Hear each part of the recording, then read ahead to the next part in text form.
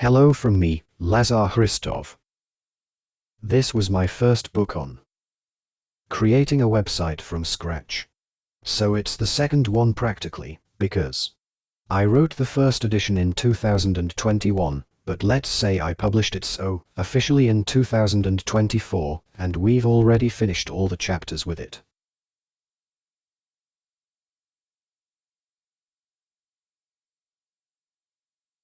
Including the free ones here. And including the ones in grey, as we presented some of them in the paid part. So, now we will start my third book, which doesn't even have a cover yet. I have made a light presentation here in this part about mastery techniques in adaptive and responsive design.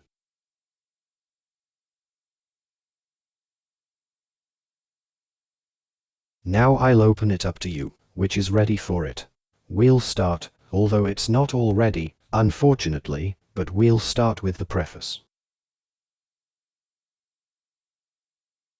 So, here I tell you how, after the good reception of the first edition, when people from all over the world wrote to me with good reviews, I decided to build on what I had started, and write a sequel to that book.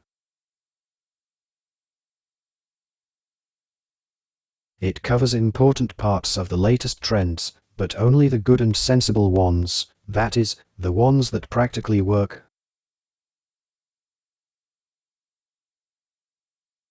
Because right now in CSS there are so many new things that have been done, but a lot of them are just theoretical, or they only work in 1/1000th of the time, and which are just pointless to look at.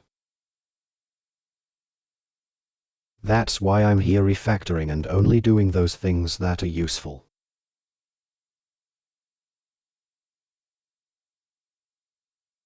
And which are basically the case in this book about creating adaptive websites. Why adaptive? Because in recent years, due to the increase in the use of mobile phones to open websites, a practice has been created to adapt websites so that they look good on mobile and in general on any and all devices.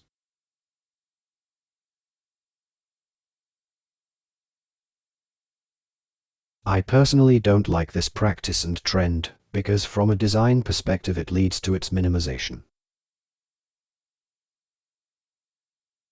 And to reduce the elements that will be seen on the screen. This practically limits the freedom and creativity of designers and developers. This has led, as you can see, to many similar websites on the internet. They are made with special programs called frameworks and are actually made as if from a mold, which I personally don't like as a designer.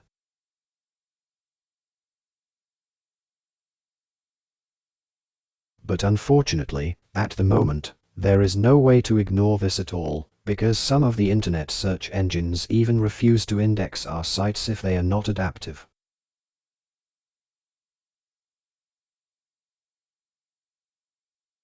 Just to say, for English speakers, we use the word adaptive because that's the correct word. The word responsive, which is misused in the English language, is misused. Responsive is different from adaptive in design. I've explained it to you here. I have a whole chapter about this, where I've covered this question. I don't know why this is misinterpreted by English-speaking audience. Both terms are used incorrectly. So, and another interesting thing in this regard, in the book I will show one of my own personal concept for creating websites without scrolling. No scroll, which will be a brand new technology that I developed personally.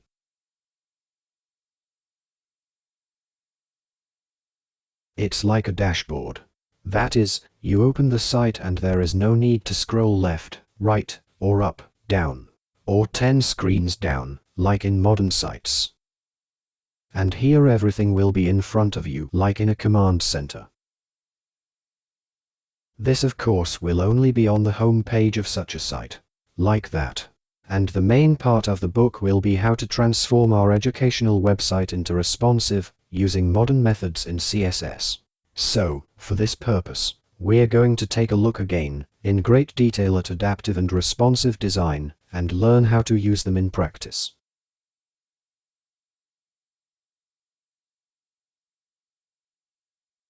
Here's what the terms are: adaptive and responsive design. So, we'll also look at practical examples with new technologies in Flexbox and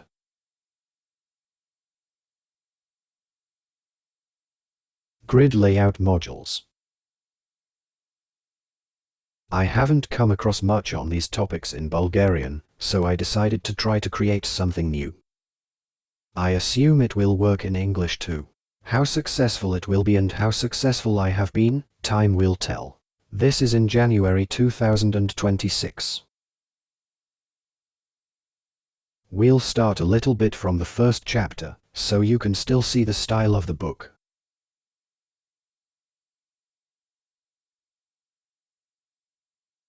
The first section is about adaptive and responsive design, theoretical foundations.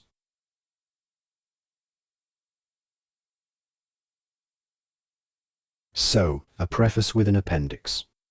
As I mentioned, these designs came about because in recent years, due to the increase in the use of mobile phones, there has been a practice of adjusting websites so that they look good on mobile, and on all kinds of devices.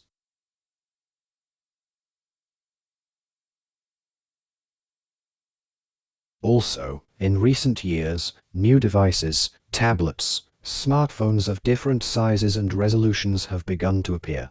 And as time went on, they continued to be used more and more increase. In fact, in the last few years, they've become used more than standard computers and laptops. This forced designers to take measures, and initially they started creating a second mobile version of their websites. However, over time, this approach began to be considered not particularly suitable, because in practice, two separate sites have to be maintained, which makes things difficult and expensive. That's why, now in 2026, it is used very rarely. Mainly for large and complex sites, which contain many blocks and other complex elements. And creating them through adaptive design, with them it would not be possible to completely. And to preserve and implement their functionality well. In addition to mobile-friendly design, two other types of design have developed almost in parallel: adaptive and responsive design. They are quite similar and many people still today mix them up, and some even consider them to be the same thing. Even the Google machine translation translates them the same, which is incorrect.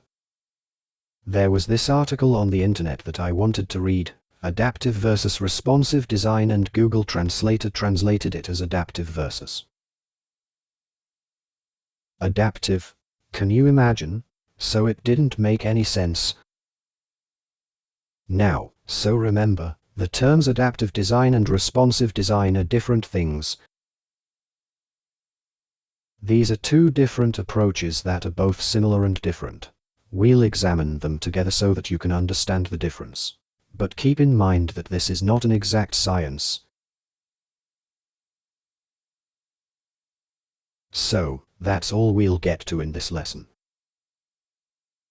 In the next one, we'll focus on the purpose, the idea, the similarities between adaptive and responsive design.